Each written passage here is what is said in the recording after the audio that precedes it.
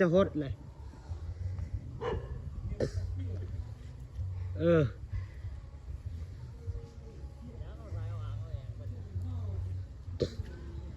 ฮะ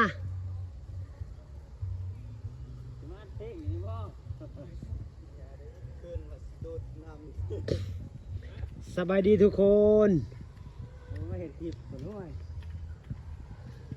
ผู้ได้จำบอนนี่พี่น้องเคยถ่ายทำอยู่หันนั่นอยู่หันก็เคยถ่ายอยู่ว่างกลางหันตอนนั้นน้ำยังโบราณปานนี้ทุกคนตอนนั้นยังโบราณปานนี้ทุกคน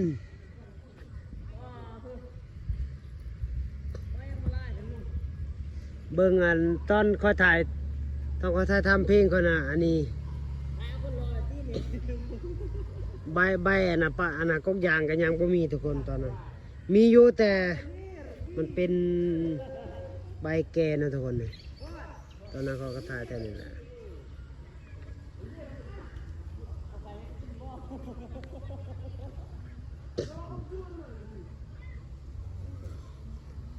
อันนี้ก็คือบรรยากาศอ่างน้ำทุกคนน้ำพามูทุกคนเนาะสวัสดีเด้อสวัสดีกันนะครับผมเข้าสู่ซองเบาหน่อยน้ำซุกนะครับผมคนไหนที่ยังไม่ได้กดไลค์นะครับผู้ใดที่ยังบ่ได้กดไลค์กดแชร์ก็กดไลค์กดแชร์หน่อยเด้อลงไปงมหอยอย่าพากันเหี่ยวเด้อว้าย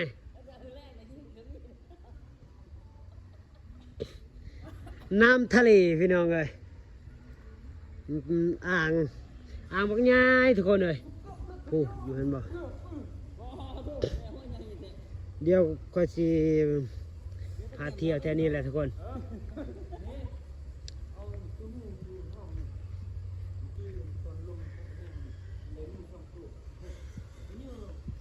บ่มีค่ากล่องร้อยแคนทุกคนเลยมาปลาอย่างตอนนั้นกับก็ถ่ายข้าหันก็ถ่ายนะถ่ายทำเพลงเขานะเพลงสำฮักจากสาวเจริญใส่ฮะ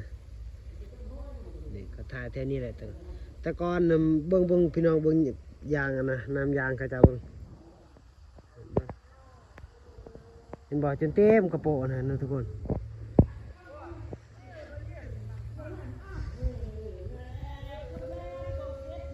โอ้เปิดเพลงคิดติดเลยคิดเลย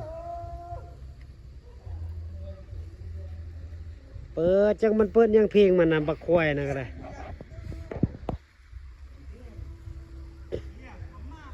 ตอนนั้นก็ถ่ายแค่นี้แหละทุกคนนะตอนนั้นบ่ฮู้ว่าสิติดเลยคิดบ่เพลงเขาเปิดอยู่พูนไกลเติมทุกคนโพด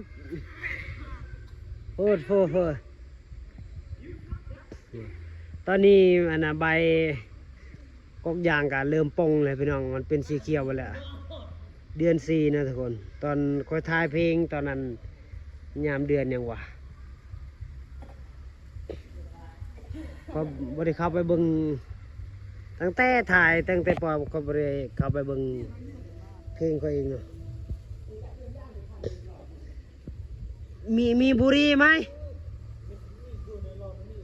บุหรี่มีไหม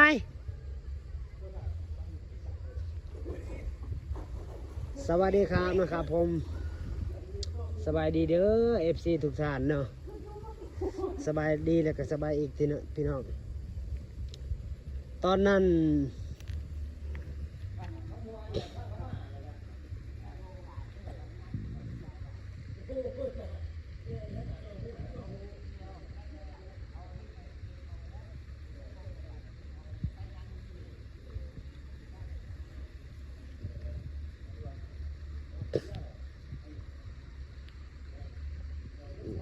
หาแถวนี้ก็ได้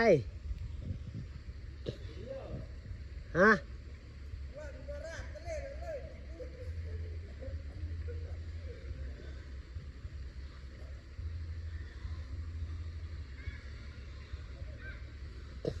เพราะว่า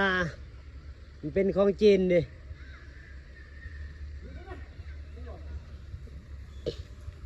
งมออกหันเบิดมันจังบ่ตันท่อ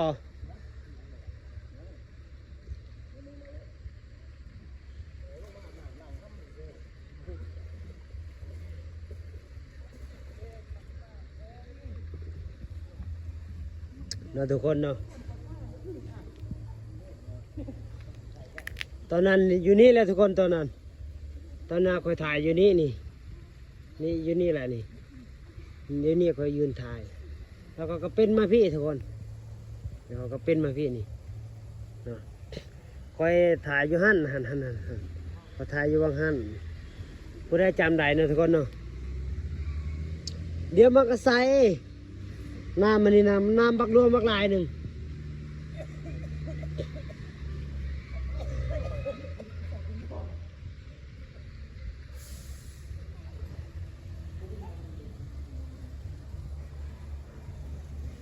แต่นี่เบื้องทุกคนล่มเมื่อกี้นี่เห็นบ่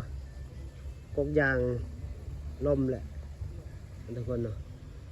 ปลายาง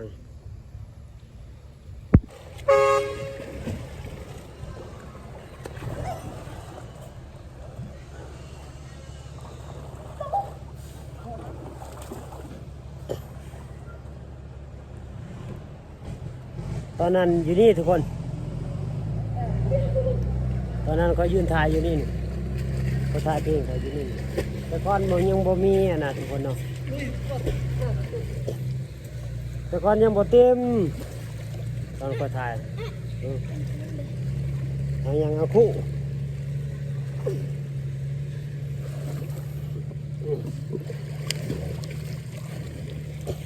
งุ้มห้อยลายได้ทุกคนอยู่นี่นะห้อยสลีหรือมาสลีให้ปังไล่เด็กทุกคน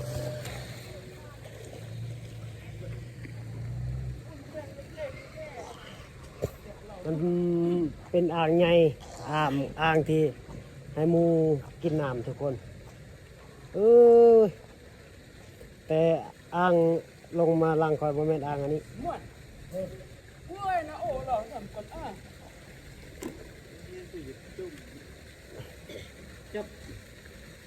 เฮ็ดยังห้อย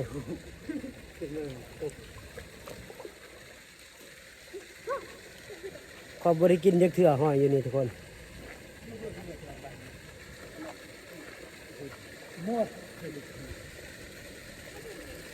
นี่พี่น้อง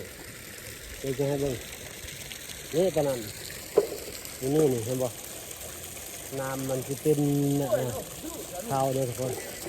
มันเท้าไม่แหละ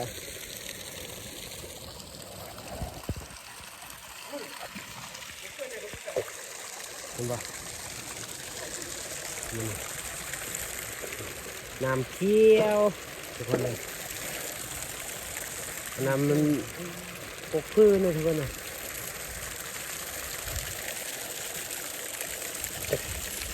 ตอนนั้นเ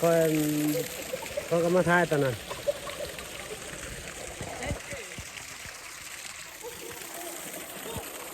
ยังมาทันได้ซื้อขากล้องทุกคนมาถ่ายสบายนี่จับร้อยแขนทุกคนเลยก็หอยลายได้ทุกคน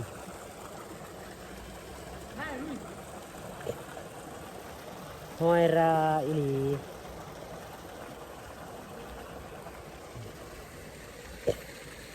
คือน้ำตกตาดนี่แหละทุกคนเลยเห็นไหมนะได้อันนี้มาแต่พูนแต่เคลื่อนใหญ่เขาเด้ทุกคนน้ำอันนี้มาแต่เคลื่อนใหญ่เลยเพราะว่าอยู่พุ่นเขาให้เคลื่อนนะทุกคนมีปลายางกกยางในร่มเลยทุกคนเนาะนี่กกยางร่มเลยมื้อนี้ได้มาถ่ายคลิปกาเดือน6 เดือน 7นี่น้ำเพียงอันนี้เลยทุกคนเป็นเต็มอันนี้เลยนี่เป็นเต็มอ่างเลย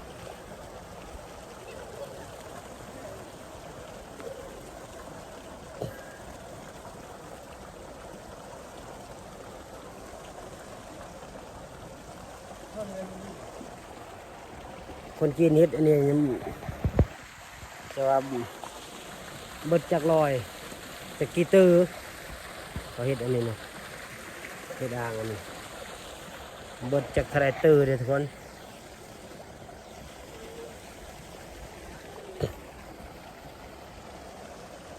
วันนี้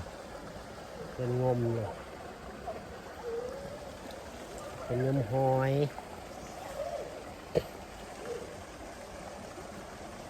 มันนี่ภาษาคอนเทนต์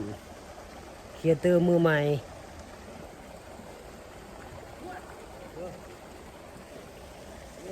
ครีเอเตอร์มือใหม่ทุกคนอย่าลืมเลยทุกคนโอ้ต้นยางนี่ล่มเลยต้นยางลาวสูงเลยทุกคนนี่มัน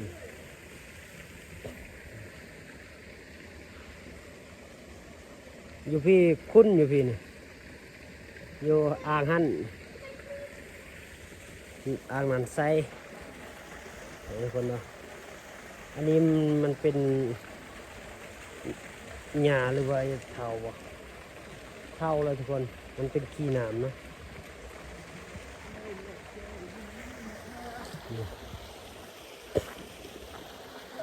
30 คนมันนี่ปลายางทุกคนบัวยางก็จะเต็มอยู่มันเต็มกระโปโปะนี่ยางพาราต้นยางหักมื้อนี้เลยเด้นี่เพราะว่าลมแห้งอะไรทุกคนเลยโอ้ไปบ่ได้บ่ได้ไปทำไม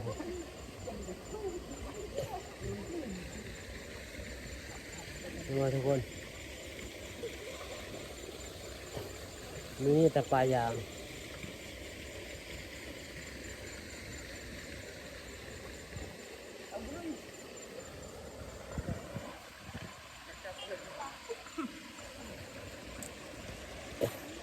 ความกว้างใช่ไหมทุกคนอันนี้กินซื้อโดยเฉพาะได้อยู่นี่นะดินอยู่นี่เฉพาะกินซื้อเห็นเคยกินเขามีสิทธิ์เขาซื้อเสื้อก็เปื้อนแต่อาหารพี่น้องเลย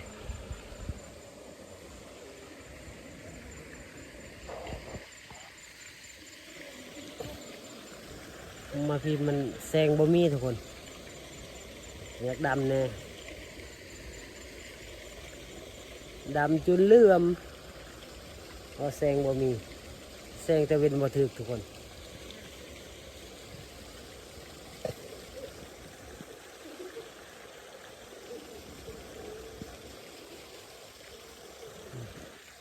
เห็นบ่อันนั้นเป็นขาหมูทุกคนก็มาทางนี้แหละแจ้ง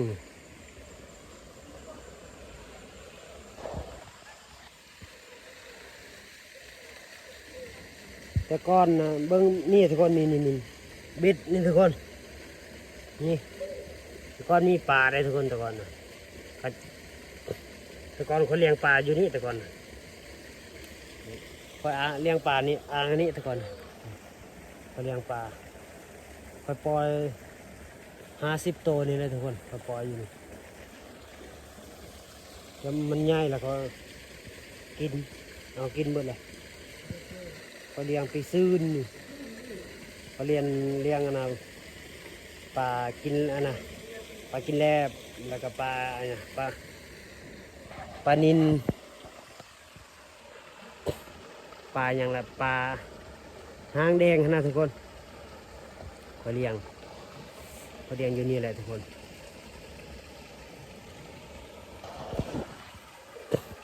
ถ้าคลิปนี้มีผลประโยชน์ก็อย่าลืมกดไลค์กดแชร์ให้ผู้ค้าเด้อทุกคนเพื่อเป็นกำลังใจให้เขาเนาะให้น้องงมหอยพอบริงมพี่น้อง แต่ก่อนอ่างนี้หาครอบครัวก็ให้ปล่อยอันน่ะปล่อยปลาหาเลี้ยงปลาพวกปลา ปลานิลปลาดุกปลาเลียง